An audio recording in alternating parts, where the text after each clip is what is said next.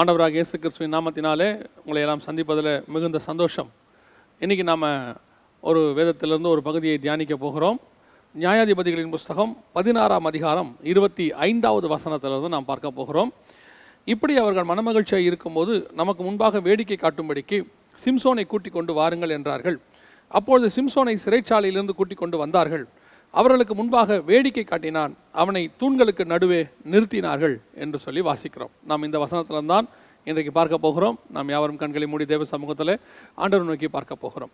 சர்வ வல்லமையுள்ள எங்கள் தகப்பனே, இந்த அருமையான நாட்களுக்காக உமக்கு ஸ்தோத்திரம். தேவனாய் ஒருத்தர் கொடுத்திருக்கிற அந்த சந்தர்ப்பத்திற்காக உமக்கு நன்றி. வேத வாக்கியங்களை கேட்கும்படி ஆண்டவரே, உடைய வசனத்தை தியானிக்கும் பண்ணும்படி உடைய பாதப்படியில் வந்து உட்கார்ந்து இருக்கிற எங்களை நீர் ஒரு நாளும் வெறுமை திரும்பி அனுப்பினதே இல்லை. ஆண்டவரே, இந்த நாளிலும் நீர் எங்களோடு கூட பேச போகிற தயவுக்காய் ஸ்தோத்திரம். இடைப்பட போகிற தயவுக்காய் உமக்கு நன்றி. ஆண்டவரே, இந்த செய்தி கேட்டு முடிக்கும் பொழுது எங்கள் இருதயங்களில் தீர்மானங்களை எடுத்தவர்களாக, உமக்கென்று வாழ வைராக்கியம் உள்ளவர்களாக, நீர் எங்களுக்கு கொடுக்குற ஆலோசனையின்படி எங்கள் வாழ்க்கையில் அவைகளை அபியாசப்படுத்துகிறவர்களாக நீர் எங்களை மாற்ற போகிற தயவுக்காய் உமக்கு ஸ்தோத்திரம். ஆவியானவரே, முழு ஆளுகைக்கு விட்டு கொடுக்கிறோம். பேசுகிறது நீங்களாக இருக்கட்டும். ஆவியானவரே, மனுஷனை மறைத்து எங்கள் ஆவியானவர் வெளிப்படுவீராக. எங்கள் ஆண்டவர் இயேசுவின் நாமத்தில் பிதாவே, ஆமென். நியாயாதிபதிகளின் புஸ்தகம் 16ஆம் அதிகாரத்தில் 25வது வசனத்தில் நாம் வாசித்த அந்த சம்பவம் நம்ம எல்லாருக்கும் அறிந்திருக்கிறபடி சிம்சோனை குறித்து, சிம்சோனுடைய வாழ்க்கையை குறித்து நிறைய செய்திகள் நீங்கள் கேட்டிருக்கிறீங்க. சிம்சோனை குறித்ததான வேத பாடம் இந்த மாதிரி நிறைய எடுக்கப்பட்டிருக்கிறது. இன்றைக்கி நாம் ஒரு சிம்பிளான விஷயத்தை தான் பார்க்க போகிறோம் சிம்சோனை குறித்து. ஆனால் நான் இந்த வசனத்தை படித்து கொண்டிருந்த போது எனக்கு ஆண்டவர் உணர்த்தின சில காரியங்களை தான் நான் உங்களோடு கூட பகிர்ந்து கொள்ள விரும்புகிறேன். இதில் ஒரு விஷயம் என்ன அப்படின்னு கேட்டால், சிம்சோனுடைய வீழ்ச்சிக்கு என்ன காரணம் அப்படின்னு சொன்னால், அத்தனை பேரும் ஒரு தவறான உறவு, தெளிவால் தான் காரணம், இப்படி நிறைய விஷயம் சொல்கிறாங்க. ஒரு மனுஷனுடைய வீழ்ச்சி ஒரு நாளில் வருகிறதில்லை. அது ஒரே நாள் ஆரம்பித்து ஒரே நாளில் வர்றதெல்லாம் கிடையாது. அவனை பிசாசு அந்த வீழ்ச்சிக்கு முன்பாக அவனை ஆயத்தப்படுத்துகிறான். பல நிலைகளிலே அவனோடு கூட இடைபடுகிறான். கொஞ்சம் கொஞ்சமாக தான் அந்த பாவம் உருவெடுக்கிறது. ஒரு நாள் அது வெளிப்படையாக மாறுகிறது. சிம்சோனுடைய வாழ்க்கையும் அப்படித்தான். சிம்சோனுடைய வாழ்க்கையில் ஆரம்பத்தில் ஏற்பட்ட பல வீழ்ச்சிகள் அவனுடைய கடைசி காலத்தில் நடைபெற்ற மகா பெரிய வீழ்ச்சிக்கு காரணமாக அமைந்தது. அது என்ன அப்படிங்கிறத நாம் இன்றைக்கி பார்க்க போகிறோம். இதை நம்ம பார்க்கறதுக்கு காரணம், அதிலிருந்து நாம் சில காரியங்களை கற்றுக்கொள்ள போகிறோம். நம்முடைய வாழ்க்கையிலும் ஆண்டவர் நமக்கு ஒரு யூனிக்கான ஒரு அழைப்பு கொடுத்துருக்கிறார். சிம்சோனை பற்றி பார்த்தீங்கன்னா ஒரு யூனிக்கான அழைப்பு. அவனுக்கு முன்னாடியும் அவனுக்கு பின்னாடி அப்படி ஒருத்தன் கிடையவே கிடையாது. நான் எப்பவும் விசுவாசிக்கிறது, நம்புறது ஒன்றே ஒன்று தான். என்னன்னு கேட்டிங்கன்னா, நம்ம ஒவ்வொருத்தருமே தேவனுடைய யூனிக் ப்ராடக்ட். ஒவ்வொருத்தருக்கும் ஒரு அழைப்பு. அந்த அழைப்பில் தி பெஸ்ட்டில் கொண்டு போய் நிறுத்தணும்னு ஆண்டவர் விரும்புகிறார். ஆனால் அந்த அழைப்பில் நம்ம எந்த அளவுக்கு போகிறோங்கிறது தான் முக்கியம். சிலர் அந்த அழைப்பில் உச்சத்தை அட்டைன் பண்ணாமையே இழந்து போனவங்க இருக்கிறாங்க, இறந்து போனவங்க இருக்கிறாங்க. ஒரு மோசே தான், ஒரு தாவீது தான். அந்த மாதிரி நம்மளுக்கும் ஆண்டவர் நம்ம வாழ்க்கையில் அப்படி வச்சிருக்கிறார். ஒரு சிம்சோன் தான், அவனுக்கு மாற்று கிடையாது. பாருங்களேன், அதே மாதிரி இந்த சிம்சோனுடைய அவ்வளோ உச்சத்துக்கு காரணமாக இருந்த சில விஷயங்கள் எப்படி அவனை அந்த உச்சத்துலேருந்து கீழே தள்ளுச்சு அப்படிங்கிறத பார்க்க போகிறோம். குறிப்பாக அவனுக்கு வாழ்க்கையில் ஏற்பட்டதான சில நுணுக்கமான வீழ்ச்சிகள், பிசாசு எந்த இடத்துல கண்ணிகளை வைத்தான் அப்படிங்கிறத நாம் இன்னைக்கு பார்க்க போகிறோம். முதலாவதாக சிம்சோனுக்கு இருந்த ஒரு பழக்கம் என்ன அப்படின்னு கேட்டிங்கன்னா, 5வது வசனத்தில் ஒரு காரியம் இருக்கிறது. அப்படியே சிம்சோனும் அவன் தாயும் தகப்பனும் திம்னாத்துக்கு போக புறப்பட்டார்கள். அவர்கள் திம்னாத் ஊரர் திராட்சை தோட்டங்கள் மட்டும் வந்தபோது, இதோ கெர்ஜிக்கிற பாலசிங்கம் ஒன்று அவனுக்கு எதிராக வந்தது அப்படின்னு இருக்கு.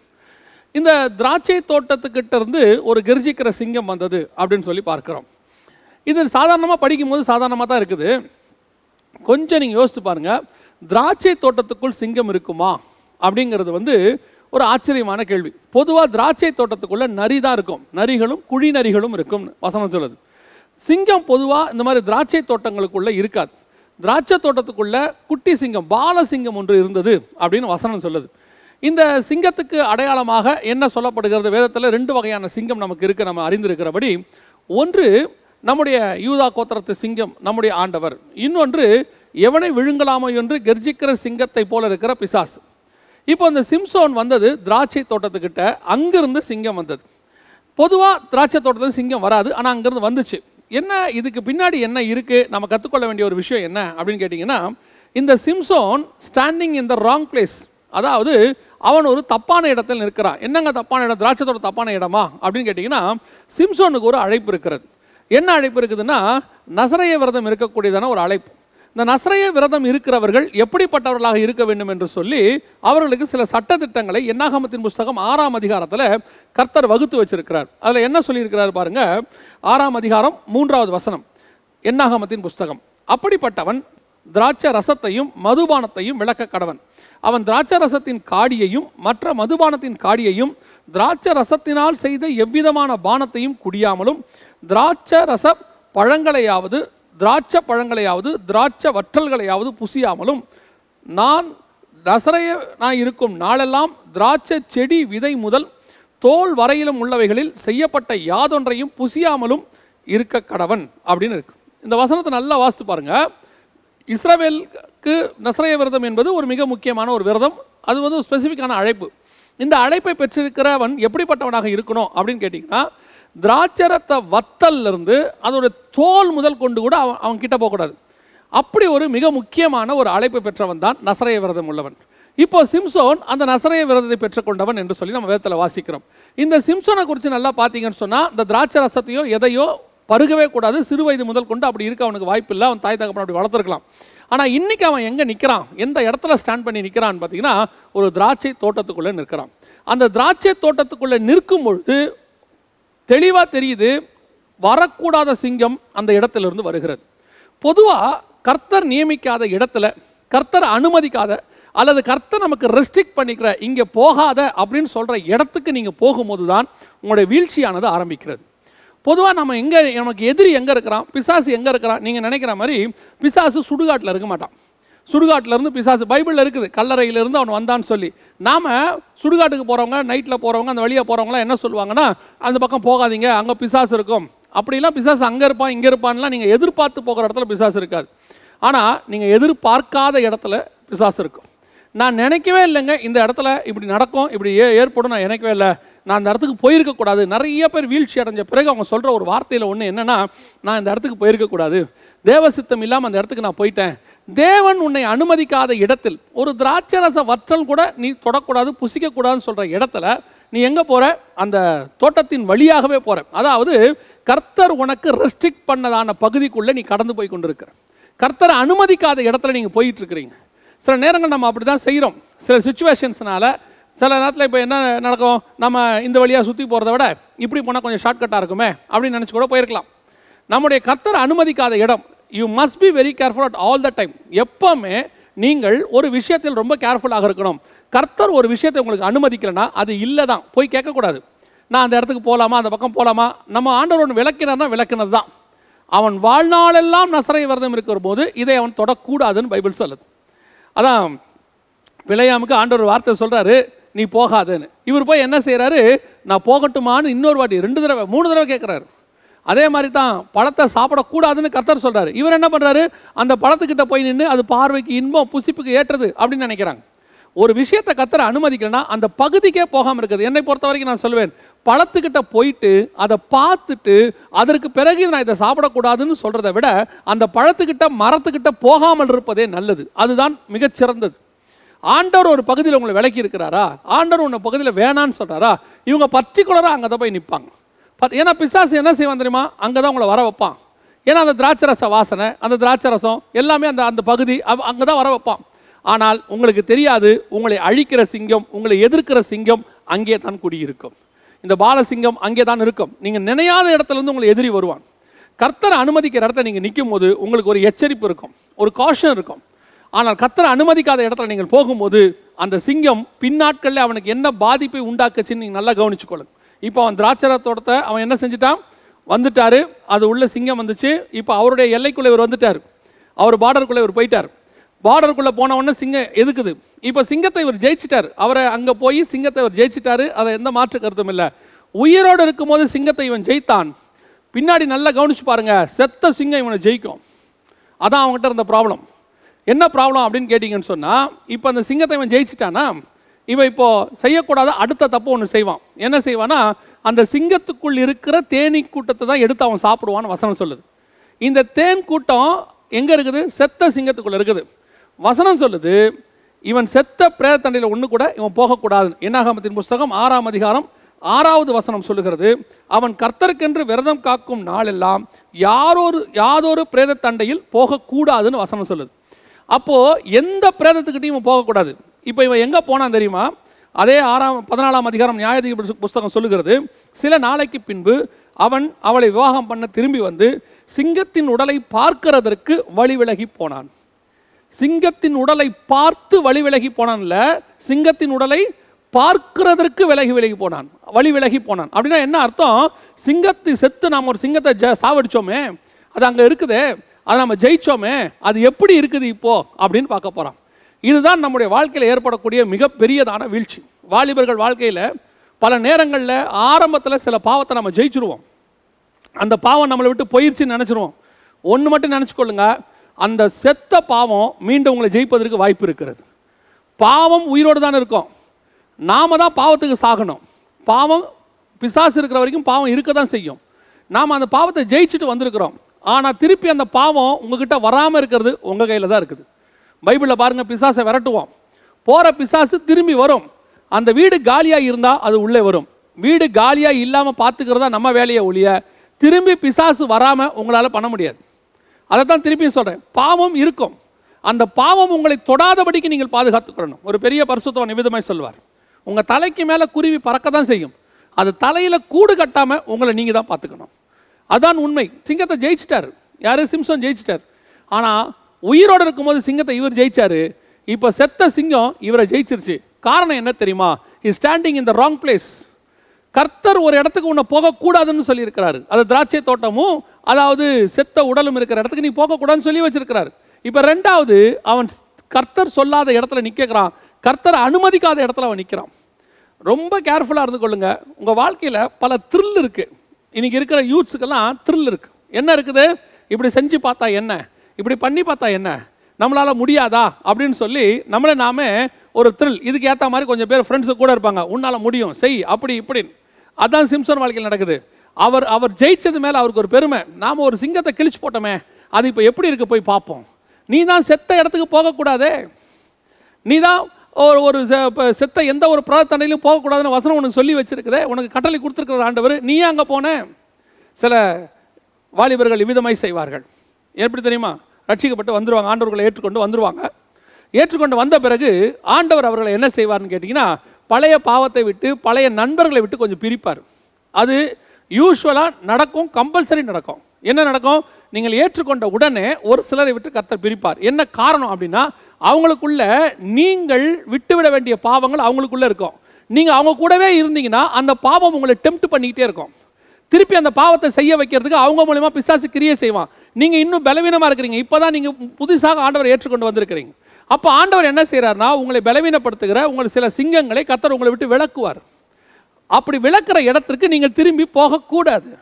கர்த்தர் அனுமதிக்காத இடத்துக்கு போகக்கூடாது. அங்கே போய் உக்காந்துக்கிட்டு, இப்போது நான் ஒரு உதாரணத்துக்கு தான் இதை சொல்கிறேன். ரட்சிக்கப்பட்ட ஆண்டவரை ஏற்றுக்கொண்ட பிறகு பழைய வாலிபர்கள்லாம் சேர்ந்து ஒரு இடத்துல மது குடிக்கிறாங்கன்னு வச்சுக்கோங்களேன். எல்லாம் ஒரு இடத்துல உட்காந்து அரட்டை அடித்து பயங்கரமாக சிகரெட் எல்லாம் பிடிச்சிட்டு உட்காந்துருக்குறாங்க. இப்போது ஆண்டவர் ஏற்றுக்கொண்ட உங்களையும் கூப்பிடுவாங்க, வாங்க வரமாட்டியா, எங்கள் கூட வரமாட்டியா, நீ இன்னும் பெரிய சாமியாரா அப்படின்னு சொன்ன உடனே இவங்களுக்கு கொஞ்சம் சுய காரியத்தை தொட்டா மாதிரி ஆயிரும். நம்மளை ஒதுக்குறாங்களோ, நம்மளை வந்து இப்படி பண்ணுறாங்களோ, ஸோ நம்மளை எல்லாத்தையும் ஒதுக்கி வைக்கிறதுனால நாம் என்ன செய்யணும், கொஞ்சம் அவங்களோட மிங்கிலாகி தான் உட்காருவோமே அப்படின்னு சொல்லிட்டு அந்த குடிக்கிறவங்க, அந்த சிகரெட் பிடிக்கிறவங்க, அந்த கெட்ட வார்த்தை பேசுகிறவங்க, அந்த அரட்டை அடிக்கிறவங்க, அந்த சினிமா பாட்டு பாடிக்கிட்டு எல்லாம் ஒரு கிண்டல் பண்ணி பாடிக்கிட்டு இருக்கிற பரியாசக்காரர் மத்தியில் போய் இவங்க உட்காருவாங்க. உட்காந்த உடனே அவங்க எல்லாம் குடிப்பாங்க. குடிக்கும் போது இப்போ உங்களையும் சொல்லுவாங்க, நீயும் கொஞ்சம் குடி, நீயும் ஒரு சிகரெட் பிடி. இவங்க என்ன சொல்லுவாங்க தெரியுமா? நான் அதெல்லாம் செய்ய மாட்டேங்க, நான் அதெல்லாம் செய்ய மாட்டேன், நான் ஆண்டவராக இயேசு கிறிஸ்துவை சொந்த ரட்சகராக ஏற்றுக்கொண்டேன், ஆகவே நான் அதெல்லாம் குடிக்க மாட்டேன். இப்போ அவங்க என்ன சொல்ல போகிறாங்க? அங்கே இருக்கிறவங்களாம், ஓ உன் தேவன் இவ்வளவு நல்லவரா, நீ ஆண்டவரை ஏற்றுக்கொண்டது நிமித்தம் குடிக்கிறதை விட்டு விட்டாயா அப்படியே கேட்க போகிறாங்க. அடுத்த வார்த்தை அவன் என்ன சொல்லுவான் தெரியுமா? போடா, இனி ஒரு காலத்தில் பண்ண அநியாயம் எங்களுக்கு தெரியாதா, நீ பண்ண அக்கிரமம் எங்களுக்கு தெரியாதா, நீ எங்கள் கூட உட்காந்துட்டு எவ்வளோ வேலை பண்ண, ஏன் நாங்கள் குடிக்கிறதுக்கே நீ தானே காரணம், உன்னுடைய பழைய பாவங்களை உனக்குள்ளே சொல்வார்கள். இப்பொழுது கர்த்தர் வேறு பிரித்து உனக்கு ஒரு வாழ்க்கை கொடுத்துருக்கிறாரு, அந்த பரிசுத்த வாழ்க்கை அவர்களால் கேலி பண்ணப்படும், அந்த வாழ்க்கை அவர்களால் பரியாசம் பண்ணப்படும். இப்போ நீ அங்கே போய் எதுக்கு உட்காந்துருக்குறோம்? சில ஆட்கள் அதுக்கு ஒரு நியாயமான காரணம் சொல்லுவாங்க.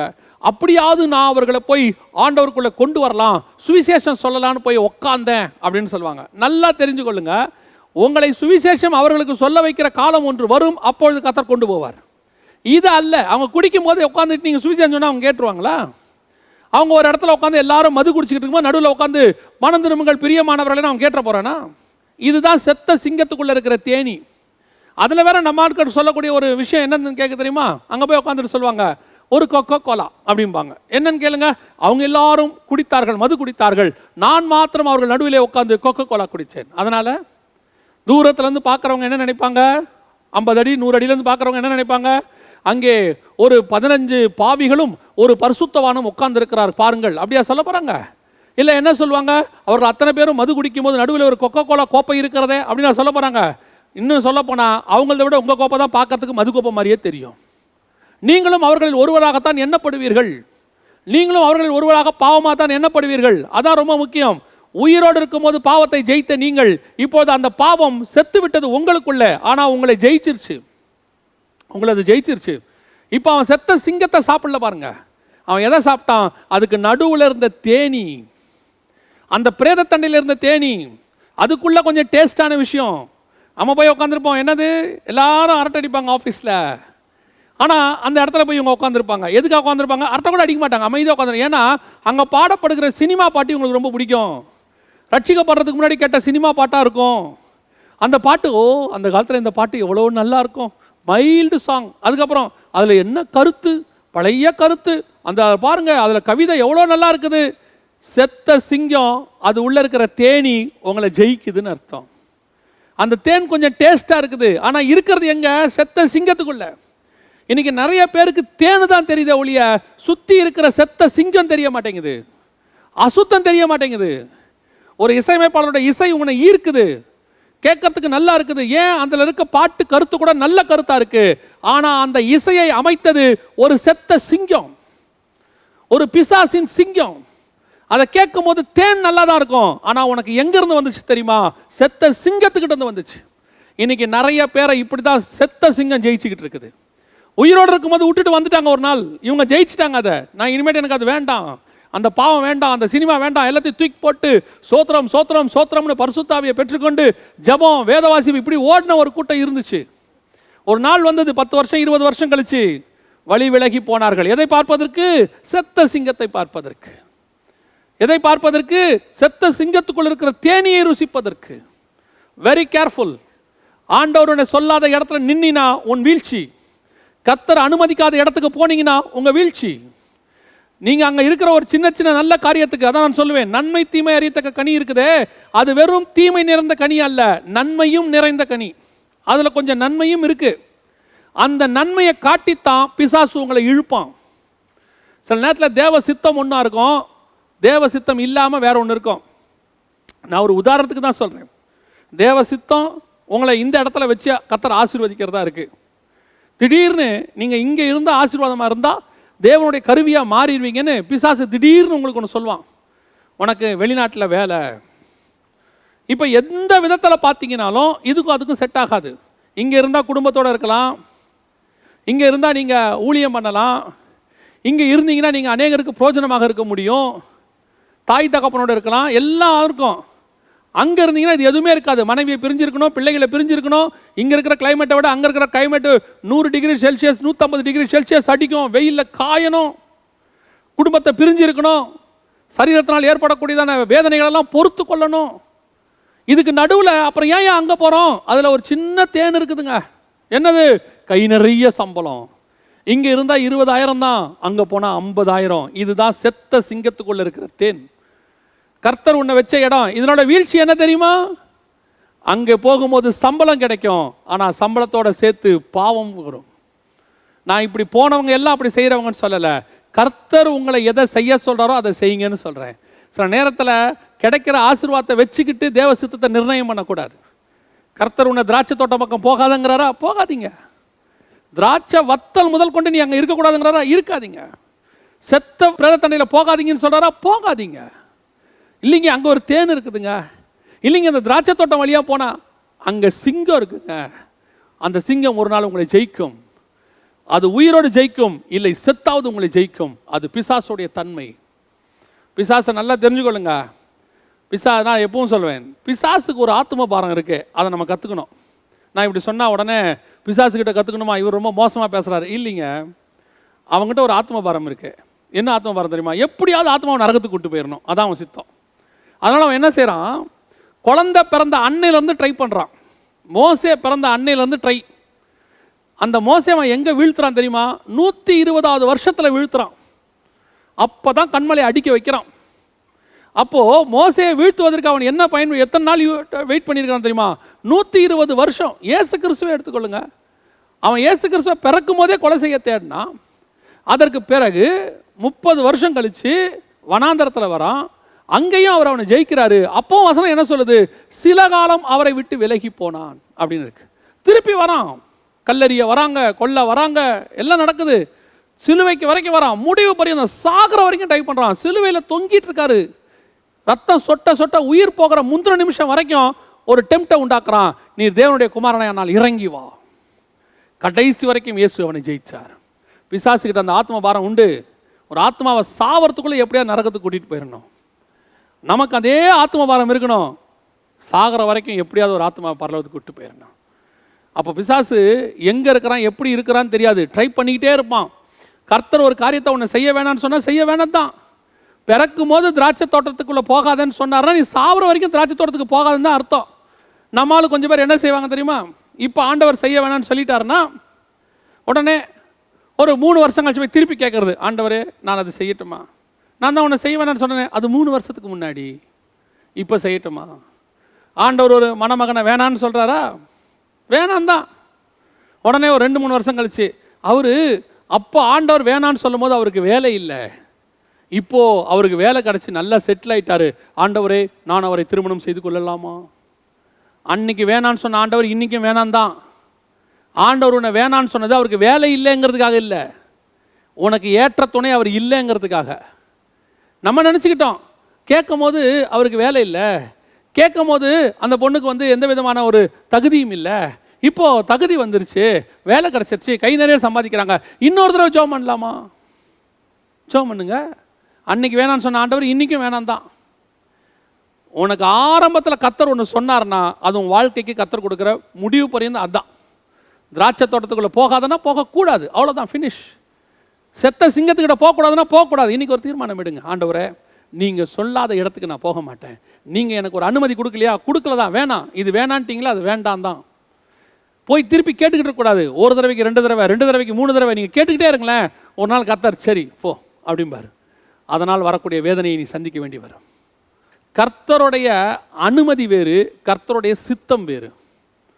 ஆசாரிப்பு கூடாரம் கர்த்தருடைய சித்தம், சாலமோன் தேவாலயம் கர்த்தருடைய அனுமதி. கர்த்தருடைய சித்தம் தேவாலயம் கிடையாது. கர்த்தருடைய சித்தம் ஆசாரிப்பு கூடாரம் தான். அவர் கூடாரத்தில் குடியிருக்க தான் அவர் விரும்புகிறார். ஏன்னா அதுக்கு முன்னாடி ஒரு ஆவிக்குரிய அர்த்தம் இருக்குது. இப்போ தாவீது கேட்ட உடனே அனுமதி கொடுக்குறார். சரி போ, நீ கேட்குறியே, சரி போ. அனுமதி கொடுத்தா அதில் வேதனை கண்டிப்பாக இருக்கும். தேவ சித்தத்தோடு இருந்தால் அதில் வேதனை இருக்காது. சிம்சோனுடைய முதலாவது வீழ்ச்சி எங்கே தெரியுமா? Standing in the wrong place, கர்த்தர் அனுமதிக்காத இடம். அடுத்து சிம்சோன்ட்ட இருந்த மிக மிக மோசமான ஒரு பழக்கம், கெட்ட பழக்கம் என்ன தெரியுமா? 14ஆம் அதிகாரத்தில் வசனம் சொல்லுது, 9வது வசனம். அவன் அதை தன் கைகளில் எடுத்து சாப்பிட்டு கொண்டே நடந்து தன் தாய் தகப்பனிடத்தில் வந்து அவர்களுக்கு கொடுத்தான். அவர்களும் சாப்பிட்டார்கள். ஆனாலும் தான் அந்த தேனை சிங்கத்தின் உடலிலே எடுத்ததை அவர்களுக்கு அறிவிக்கவில்லை. சிம்சோன்ட்ட இருந்த ஒரு பெரிய கெட்ட பழக்கம் என்ன தெரியுங்களா? வெளியே எது நடந்தாலும் தன் தகப்பனிடத்தில், தாயினிடத்தில் ஷேர் பண்ண மாட்டான். இது எதனால் வந்துச்சு, எப்படி வந்துச்சு, இதுக்கு பின்னாடி என்ன இருக்குது அப்படின்னு ஷேர் பண்ண மாட்டான். இன்னொரு வசனத்தையும் வாசிக்கிறோம் பாருங்க, 6வது வசனம் 14:6. அப்பொழுது கர்த்தருடைய ஆவி அவன் மேல் பலமாய் இறங்கினதினால் அவன் தன் கையில் ஒன்றும் இல்லாதிருந்தும் அதை ஒரு ஆட்டுக்குட்டியை கிழித்து போடுகிறது போல கிழித்து போட்டான். ஆனாலும் தான் செய்ததை அவன் தன் தாய் தகப்பனுக்கு அறிவிக்கவில்லை. நல்லா கவனிச்சுக்கொள்ளுங்க. இவன் ஃபஸ்ட்டு சிங்கத்தை ஜெயிச்சு கிழிச்சு போடுறான், தன் தாய் தகப்பன்ட்ட சொல்லலை, அது செத்துருச்சு. இப்போ அந்த செத்த சிங்கத்துக்கிட்ட இருந்து தேனை எடுக்கிறான், இதையும் தன் தாய் தகப்பன்ட்ட அவன் சொல்லவே இல்லை. இது என்ன பழக்கம்? வெளியே எது நடந்தாலும் அப்பா அம்மா கிட்ட சொல்லாகாத பழக்கம். நான் எப்பவும் சொல்லுவேன், ஆவிக்குரிய விதத்தில் வாலிபர்களுக்கு இருக்க வேண்டிய, அதுவும் கல்லூரி படிக்கிற வரைக்கும், உங்கள் வாலிபர்களுக்கு இருந்து திருமணம் ஆகிற காலம் வரைக்குமே நான் சொல்லுவேன், உங்களுக்கு இருக்க வேண்டிய ஒரு மிக முக்கியமான சுபாவத்தில் ஒன்று, உன் வாழ்க்கையில் நடக்கிற ஒவ்வொரு சம்பவத்தையும் உன்னுடைய வீட்டார் இடத்துல, உன் தாய் தகப்பன் இடத்துல பகிர்ந்து கொள்ளுதல் மிக மிக அவசியம். ஏன் தெரியுமா? இந்த வெளியே நடக்கிற விஷயத்தை உள்ள மறைக்கிறீங்க பார்த்தீங்களா, உங்கள் வீழ்ச்சி அங்கே ஆரம்பிச்சிடும். இப்போது சிம்சோன் இந்த தேனை எங்கேருந்து எடுத்தாரு அப்படின்னு கொஞ்சம் வாசித்து பார்த்தீங்கன்னா செத்த சிங்கத்திலிருந்து எடுத்தார். ஒருவேளை இதை அவர் சொல்லியிருந்தாருன்னா அவங்க அப்பா அம்மா கிட்ட, அவங்க அப்பா அம்மா அவருக்கு சொல்லியிருப்பாங்க, எப்பா நீ செத்த உடல்கிட்ட போகக்கூடாதேப்பா, செத்த உடல்கிட்ட போயிட்டியே, அதனால் உனக்கு ஒரு சாபம் வந்துருமே. என்ன சாபம் வந்துடும்? உனக்குள்ள கர்த்தரை அனுமதிக்காத ஒரு காரியம் வந்துருமே. 6ஆம் அதிகாரம் என்னாகமத்தின் புஸ்தகத்தில் அப்படி அவன் போயிட்டா என்ன நடக்கும்? அவன் அண்டையில் ஒரு சடுதியில் மரணம் அடைந்ததனால் நசரேய விரதம் உள்ள அவனுடைய தலை தீட்டுப்பட்டதையாகில் அவன் தன் சுத்திகரிப்பின் நாளாகிய 7ஆம் நாளில் தன் தலைமயிரை சுத்திகரித்து கொண்டு 8ஆம் நாளில் 2 காட்டு புறாக்களையாவது 2 புறா குஞ்சுகளையாவது ஆசாரிப்பு கூடார வாசலில் ஆசாரியனிடத்தில் கொண்டு வர கடவன். அப்போ இவன் செஞ்ச பாவத்துக்கு ரெமிடி என்னங்கிறத அவன் தகப்பன் தாய்மார் சொல்லியிருப்பாங்க. பல நேரங்களில் நாம் மறைக்கிறோம். வாலிப பிள்ளைகள் மறைக்கிறீங்க, உன் பெற்றோருக்கு தெரியக்கூடாதுன்னு நினைக்கிறீங்க.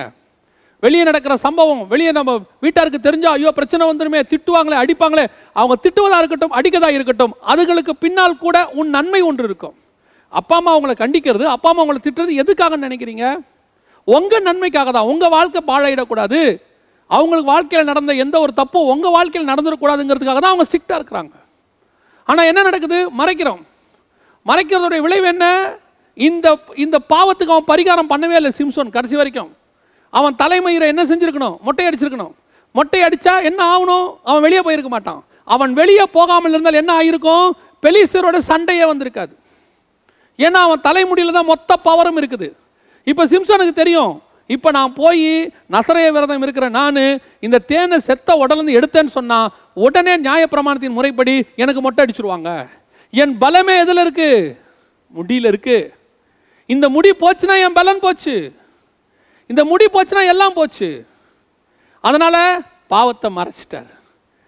உன் தாய் தகப்பன்மார் கிட்ட போய் நீ சொல்லி இருந்தீன்னா அவங்க ஆசாரியன்கிட்ட கூட்டு போயிருப்பாங்க. ஆசாரியன் உன் தலையை நிச்சயம் மொட்டை அடிச்சிருப்பார், ரெமிடி பண்ணியிருப்பார். ஆனால் ஒன்று நடந்திருக்கும், அந்த முடி மீண்டும் முளைக்கிற வரைக்கும் நீ வீட்டிலே இருந்திருப்ப, பிரச்சனை வந்திருக்காது. இப்போ என்ன நடந்து தெரியுமா? நீ சொல்லாமல் அதை மூடி மறைச்சிட்ட. நடந்த விஷயம், கர்த்தர் அந்த பாவ பரிகாரத்தை செய்ய வைக்கிறார்.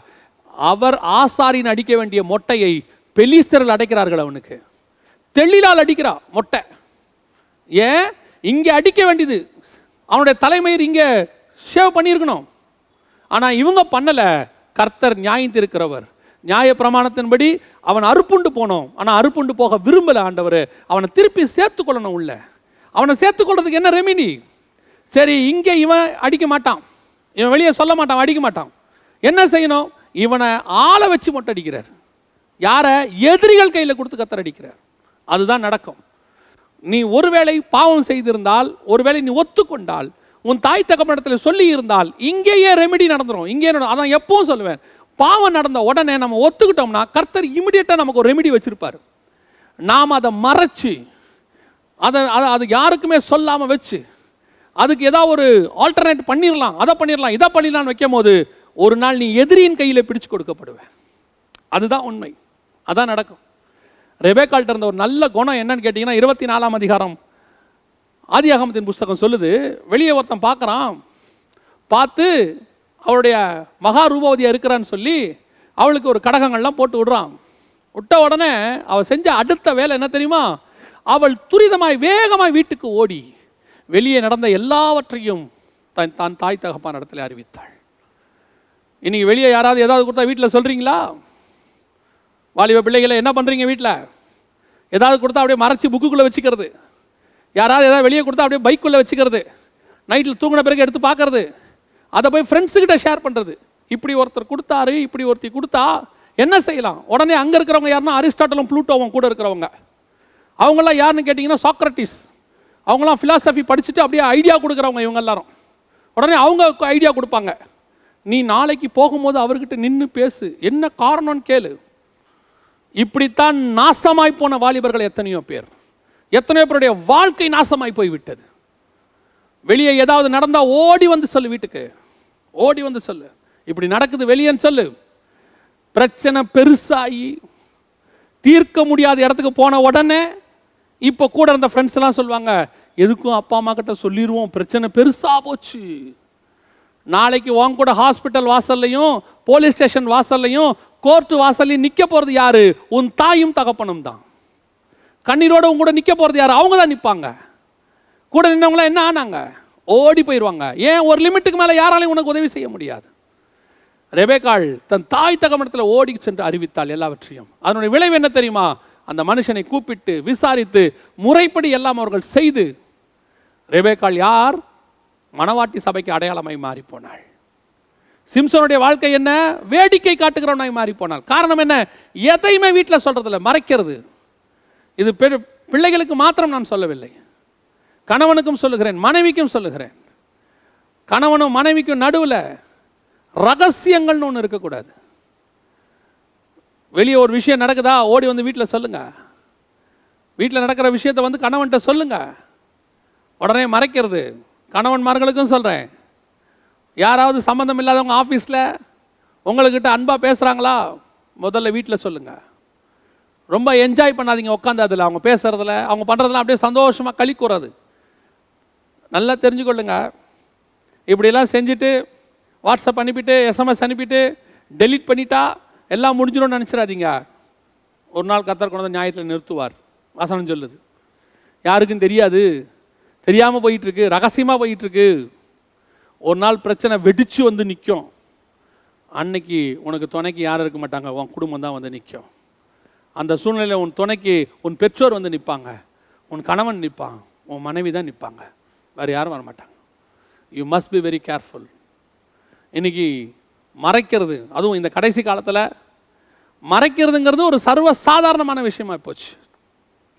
பெற்றோருக்கும் பிள்ளைகளுக்கும் நடுவில் ஒரு ஓப்பன் புக்காக இல்லை. குடும்பத்தில் கணவன் மனைவிக்கு நடுவில் ஒரு ஓப்பன் புக் இல்லை. என்ன நடக்குது, ஏது நடக்குது, ஒன்றுமே கிடையாது. ஒரு நாள் வந்து பிரச்சனை வந்த பிறகு தான் எல்லாம் தெரியுது. நான் இது ஆவிக்குரிய விதத்தில் சொல்கிறேன். ஆவிக்குரிய விதத்தில் இந்த போஜனம் என்பது உபதேசத்துக்கு அடையாளமாக எபிரேயர் புஸ்தகம் 13ஆம் அதிகாரத்தில் சொல்லப்பட்டிருக்கு. அந்நிய போதனைகள், வெளியே ஏதாவது போதனைகள் வருதா, ஓடி வந்து உங்கள் சபையில் சொல்லுங்கள். உங்கள் ஊழியக்காரர், உங்களுக்கு கொடுக்கப்பட்ட பொறுப்புள்ள ஊழியக்காரர்கிட்ட சொல்லுங்கள், இந்த மாதிரி உபதேசங்கள் வருது, இப்படிப்பட்ட காரியங்கள் எனக்கு சொல்கிறாங்க, வெளியே ஒருத்தர் இதை பற்றி எனக்கு பேசுகிறாங்க, இந்த உபதேசம் என்னன்னு கேளுங்க. இன்றைக்கி என்ன நடக்குது? இன்றைக்கி நூதனமான உபதேசம். அதாவது இந்த செத்த சிங்கத்துக்கிட்ட இருந்து தேன் வரும். என்ன தேன் வரும்? அது செத்த சிங்கம். அந்த சிங்கம் என்ன சொல்லும்? நீ சாகவே மாட்ட அப்படின்னு ஒரு தேன் எடுத்து போடும். கேட்கறதுக்கு எப்படி இருக்குது? காதில் தேன் வந்து பாயுது, காது நிலை. ஏன்? அப்படியே ஆசீர்வாதம், அப்படியே கேட்கறதுக்கு தேன் மாதிரி இருக்குது. சாப்பிட்றதுக்கு உபதேசம் எப்படி இருக்கு? தேன் மாதிரி இருக்குது அவங்களுக்கு. ஆனால் வந்த இடம் எங்கே தெரியுமா? செத்த சிங்கம். இன்னைக்கு அதனால விளைவு என்ன? அந்த உபதேசத்தெல்லாம் கேட்டு கேட்டு கேட்டு கேட்டு கேட்டு இன்னைக்கு அது அப்படியே சபைக்குள்ள மறைவாக எல்லாருக்கிட்டையும் பரப்புறது. இந்த வீடியோவை பாருங்கள், இந்த புக்கை படித்து பாருங்கள், இந்த புக்லெட்டை படித்து பாருங்கள். ஊழியக்காரனுக்கு தெரியாது பாவம், அவர் பாட்டுன்னு சபை நடத்திக்கிட்டே இருக்கிறாரு. ஒரு சில ஊழியக்காரங்க ஸ்மெல் பண்ணிடுவாங்க, சபையில் ஏதோ தப்பு நடக்குது, சபைக்குள்ளே ஏதோ ஒரு காரியம். ஏன்னா ஆவியானவர் உணர்த்துவார், கண்டிப்பாக உணர்த்துவார். நீ சபை மேலே பாரமாக இருந்து இந்த சபையை எப்படியாவது பரலோகத்துக்கு கொண்டு போகணும்னு சொல்லி முழு பாரத்தோடு இருந்தினா கண்டிப்பாக ஆவியானவர் உங்களுக்கு உணர்த்திடுவார். உங்கள் சபைக்குள்ளே இப்படிப்பட்ட கலைகள் உள்ளே வரும்போது உங்களை அறியாமலேயே நீங்கள் அதை ஸ்மெல் பண்ண வச்சிருவார் ஆவியானவர். அது உள்ளே வந்துடும். சிலர் பாவம் தெரியாது, அப்படியே 3 மாதம் 6 மாதம் அந்த வேர் உள்ளே விடும். சபைக்குள்ளே விட்டு பார்த்தீங்கன்னா ஒரு நாள் ஒரு குரூப் அப்படியே மொத்தமாக வெளியே போகும். எங்கே வரீங்க? அது வேற ஒரு உபதேசத்துக்கு போகுது. இந்த செத்த சிங்கத்துடைய தேனி என்னைக்கு வந்துச்சு? 6 மாதத்துக்கு முன்னாடி உள்ளே வந்துச்சு. அதைத்தான் சொல்ல வரேன். முந்தியெல்லாம் வெளியே யாராவது உபதேசம் கொடுத்தாங்கன்னா நாங்கள் போய் எங்கள் சபையில் ஊழியக்காரர்கிட்டையோ அல்லது சபையில் இருக்கிற மூப்பர்கள்கிட்டையோ உதவி ஊழியர்கள்ட்டையோ போய் கேட்போம். என்ன சொல்லி கேட்போம்? இந்த மாதிரி சொல்கிறாங்க, சரியா தப்பான்னு கேட்போம். அவங்க எங்களுக்கு வேத வசனத்தோடு அதை விளக்கி கொடுப்பாங்க. எங்களுக்கு எது சரியான உபதேசம் எது தப்பான உபதேசம் கிளியராக தெரிஞ்சிடும் பாருங்க. இப்போ நிலைமை என்ன தெரியுமா? சபையில் உபதேசம் கொடுக்கப்படுது, விசுவாசி ஊரெல்லாம் போய் கேட்டுக்கிட்டு இருக்கு. எங்கள் பாஸ்டர் இப்படி பண்ணுறாரு, எங்கள் பாஸ்டர் இப்படி பண்ணுறாரு. சில நேரங்களில் சில ஊழியர்கள், சபை ஊழியர்கள் தவறான உபதேசத்தை கொடுக்குறாங்க. இப்போ கடைசி காலத்தில் நான் அதையும் ஒத்துக்கிறேன். ஏன்னா இப்போ சமீபத்தில் ஒருத்தர் எங்களுக்கு ஃபோன் பண்ணியிருந்தாங்க. ஃபோன் பண்ணிவிட்டு அந்த ஊழியர் சொன்னாராம், சபையில் அந்த போதகர் விசுவாசிகளுக்கு சொல்கிறாராம், இயேசுங்கிற பேரையே சபைக்குள்ளே யாருமே சொல்லக்கூடாது. அந்த பேரை நம்ம இப்போ சொல்லவே கூடாது. ஏன் சொல்லக்கூடாது? இந்துக்கள் எல்லாம் உள்ளே வர்றதுனால, புறஜாதி மார்க்கத்தார் உள்ளே வர்றதுனால நாம் அவங்க கடவுளுடைய பேரை சொல்லித்தான் உள்ளே கூப்பிடணும். மாய்மலக்காரன் எப்படி கூப்பிட்டுட்டு கடைசியாக ஒரு நாள் என்னைக்காவது சில வருஷங்கள் கழித்து இயேசுங்கிற பேரை நம்ம சொல்லுவோம். அது வரைக்கும் நாம் இந்துக்கள் போலவே சபை நடத்துவோம். தேவனுக்கு விரோதமான. நல்லா தெரிஞ்சுக்கொள்ளுங்க, வானத்தின் கீழெங்கும் பூமியின் மேலெங்கும் அவருடைய நாமம் அல்லாமல் வேறொரு நாமம் இல்லைன்னு வசனம் சொல்லுது. இன்னைக்கு அதை தான் உங்களுக்கு சொல்கிறேன். அந்நிய உபதேசம், கள்ள உபதேசம், உங்களை சபைக்கு விரோதமான உபதேசங்கள் வெளியே வருது, சபைக்குள்ளேயும் வருது. கேர்ஃபுல்லாக இருந்து கொள்ளுங்க. இப்போ இப்படிப்பட்ட சூழ்நிலை நாங்கள் என்னங்க செய்யணும்? ஒரு மூப்பர் சபையில் இருப்பாங்க, எல்லாம் உங்களுக்கு ட்ரஸ்ட்ஃபுல்லாக யாராவது ஒரு பைபிள் டீச்சர், அவங்கள கேளுங்க, இப்படி இருக்குது, உங்களுக்கு ஆலோசனை கொடுப்பாங்க. பல நேரங்களில் இதான் நடக்குது. சிம்சனுடைய வீழ்ச்சி எங்கே இருக்குது? செத்த சிங்கத்துக்கிட்ட எடுத்த தேனை எங்கேருந்து எடுத்தோன்னு பேரண்ட்ஸுக்கிட்ட சொல்லாதது. உங்கள் பெற்றோர்கிட்ட சொல்லுங்கள், உங்கள் ஆவிக்குரிய பெற்றோர்கிட்ட சொல்லுங்கள், சபையில் சொல்லுங்கள், இப்படி பிரச்சனை இருக்குது, இந்த மாதிரி உபதேசங்கள் வருது, நான் என்ன செய்யணும்னு சொல்லி கேளுங்க. அதான் ரொம்ப முக்கியம். இன்றைக்கி அதனுடைய வீழ்ச்சி இன்றைக்கி விழுந்து போகிறது. சிம்சோன் கர்த்தருக்கு முன்பாக பலமுள்ள ஒரு ஊழியக்காரன். அவனை மாதிரி ஒரு ப்ராடக்ட் வேறு கிடையவே கிடையாது. அவன் தான் அதுக்கு முன்னாடியும் பின்னாடியும் யூனிக். அவனோட வீழ்ச்சி என்ன? ஃபஸ்ட்டு அவன் போகக்கூடாத இடத்திற்கு போகினான். ரெண்டாவது, அவன் சாப்பிடக்கூடாத இடத்திலிருந்து சாப்பிட்டான். மூன்றாவது, அவன் தன் தாய் தகப்பனிடத்திலே அதை மறைத்தான். சங்கை, இந்த இடத்துக்கும் சிம்சோன் தெளியாள்கிட்ட விழுந்ததுக்கும் என்ன சம்மந்தம்? இதுக்கு அதுக்கும் சம்மந்தமே இல்லையே அப்படின்னீங்கன்னா, அந்த வீழ்ச்சிக்கு இதுதான் காரணம். எப்படி காரணம்? இப்போ நான் உங்களுக்கு அது ஒரு டைம் லைனாக சொல்கிறேன், கவனிங்க. இப்போ அவன் சிங்கத்தை ஜெயித்து போடுறான். திருப்பி அந்த சிங்கத்தை பார்க்குறதுக்கு அதுக்கிட்ட போகிறான். அதுக்கிட்ட போகும்போது தான் அங்கே தேன் இருக்கிறத பார்க்குறாரு. அந்த தேனை எடுத்து அவன் சாப்பிட்றான். அந்த தேனை சாப்பிட்ட பிறகு தன் பெற்றோர் இடத்துல அந்த தேன் எங்கேருந்து வந்துச்சுன்னு அவன் சொல்லலை. ஸோ இப்போ அவன் பாவ பரிகாரத்தை அவன் பண்ணவே இல்லை. ஏன்னா அவன் பாவ பரிகாரம் பண்ணால் என்ன பண்ணணும்? என்னாகமத்தின் புஸ்தகம் 6ஆம் அதிகாரத்தின்படி அவனுக்கு ஆசாரியன் அவனுடைய தலையை என்ன செய்யணும்? மொட்டை அடிக்கணும். இவன் அந்த தலையை மொட்டை அடிக்கலை. அடிக்காமல் அந்த பாவத்தோடையே அவன் வாழ தொடங்கிட்டான். அப்படி தான் பல நேரங்களில் நடக்கும் பாருங்கள். பாவத்துக்கு பரிகாரம் பண்ணாமல் அந்த பாவத்தை நீங்கள் செய்ய ஆரம்பிச்சிட்டிங்கன்னா பாவம் பழகிரும். பாவம் பழகிட்டு பாவம் சரியாக போயிடும். ஒரு காலத்தில் பாவம் வெறுக்கப்பட்டது, அதற்கு பிறகு பாவம் சகித்து கொள்ளப்பட்டது, இப்பொழுது பாவம் நேசிக்கப்படும். ஒரு உணர்த்துதல் ஒன்று ஆண்டவர் கொடுப்பார், இப்படி செய்யக்கூடாது அப்படின்னு. அந்த உணர்த்துதலுக்கு கீழ்ப்படிஞ்சா உடனே ஒரு பாவ மன்னிப்பு அங்கே இருக்கும். இப்போது சவுலுக்கு ஒரு உணர்த்துதல் சாமுவேல் வழியாக கிடைக்குது. என்ன கிடைக்குது? இந்த ஆடு மாடு சத்தெல்லாம் கேட்குது, இது என்னப்பா அப்படின்னு. உடனே அவர் அந்த உணர்த்துதலுக்கு அவர் என்ன செஞ்சுருக்கணும்? கீழ்ப்படிஞ்சு உடனடியாக அந்த ஆடு மாடெல்லாம் வெட்டி போட்டு, அடுத்து சவுல் நீ பலி செலுத்துறது என்னப்பா, நான் வர வரைக்கும் நீ ஏன் வெயிட் பண்ணலன்னு கேட்குறாரு. உடனடியாக சவுல் என்ன செய்யணும்? நான் செஞ்சது தப்பு தான் எல்லாம் ஒத்துக்கிட்டு அதுக்கான பாவ பரிகாரத்தை ஏதோ ஒன்று பண்ணியிருக்கணும். சவுல் ஒவ்வொரு இடத்துலையும் நியாயம் கற்பிச்சே வருவார். தான் செஞ்சது சரி, தான் செஞ்சது சரின்னு சவுல் அதுக்கு ஒரு காரணம் சொல்லிக்கிட்டே வருவார். நீ ஏன் ஆசாரியன் மாதிரி பலி செலுத்தின, நீங்கள் வரத்துக்கு லேட் ஆச்சு, ஜனங்களாம் போயிட்டாங்க, அதனால் நான் செலுத்தினேன். அதுக்கு ஒரு காரணம் சொல்லுவார் பாருங்கள் சவுல். அதுதான் சொல்ல வரேன். இப்போ அதுக்கான காரணத்தை சொல்ல சொல்ல சொல்ல அதுக்கப்புறம் சவுலுக்கு தான் செய்யறது எதுவுமே தப்பு இல்லைன்னு ஆகிப்போச்சு. ஏன்னா பாவம் பழகிருச்சு. ஒருத்தனை கொல்றதுக்கு ஓடுறான், தேடி பிடிக்கிறான், அவன் எங்கே இருந்தாலும் கொல்றாங்கிறான். அது அவன் பார்வைக்கு தப்பாகவே தெரியல பாருங்க. ஆனால் தாவீது எடுத்துக்கொள்ளுங்க, அவன் உணர்த்தின உடனே, நீ தப்பு செஞ்சிட்டேன்னு நாத்தான் சொன்ன உடனே, நீயே அந்த மனுஷனை சொன்ன உடனே உடனடியாக அவனை ஒப்புக்கொள்றான். அதுக்கப்புறம் அந்த பாவத்துக்குள்ள அவன் எந்த பாவத்துக்குள்ளேயும் அவன் போகலை பாருங்க. அதுக்கப்புறம் சவுலை கொலை பண்ணுறதுக்கான வாய்ப்பெல்லாம் எத்தனை தடவை அவனுக்கு வந்துச்சு. அந்த உணர்வு அவனுக்கு இருந்துக்கிட்டே இருக்குது. நல்லா தெரிஞ்சுக்கொள்ளுங்க, ஒரு உணர்த்துதல் வரும்போது அந்த உணர்த்துதலுக்கு நாம் ஒப்பு கொடுத்துட்டோன்னா பாவம் அதுக்கு பிறகு கிட்ட வராது. நாம் அந்த பாவத்தை தொடர்ந்து செய்ய ஆரம்பிச்சிட்டோம்னா அந்த பாவம் பழகிரும். இப்போ சிம்சனுக்கு பாவம் பழகிருச்சு, மொட்டை அடிக்கலையா, அதுக்கப்புறம் அவர் பழம் சாப்பிட்டாரா, இப்போ அவருக்கு பலன் குன்றவே இல்லை பாருங்களேன். ஏன்? பாவம் செஞ்சேன் ஆனால் என் பலன் குன்றவே இல்லை. நான் பாவம் செஞ்சேன், என் ஊழியம் நிற்கவே இல்லை. நான் பாவம் செஞ்சேன், அற்புத அடையாளம் செய்கிறது குறையவே இல்லை. நான் பாவம் செஞ்சேன், ஆனாலும் தீர்க்க தரிசனம் சொல்லிக்கிட்டே இருக்கிறேன். இப்போ என்ன ஆகும்? என்ன நடக்கும்? அவங்களுக்கு அவங்க வியூவில் நம்ம செய்கிறது சரின்னு ஆயிரும், செய்கிற பாவம் பாவமாகவே இருக்காது.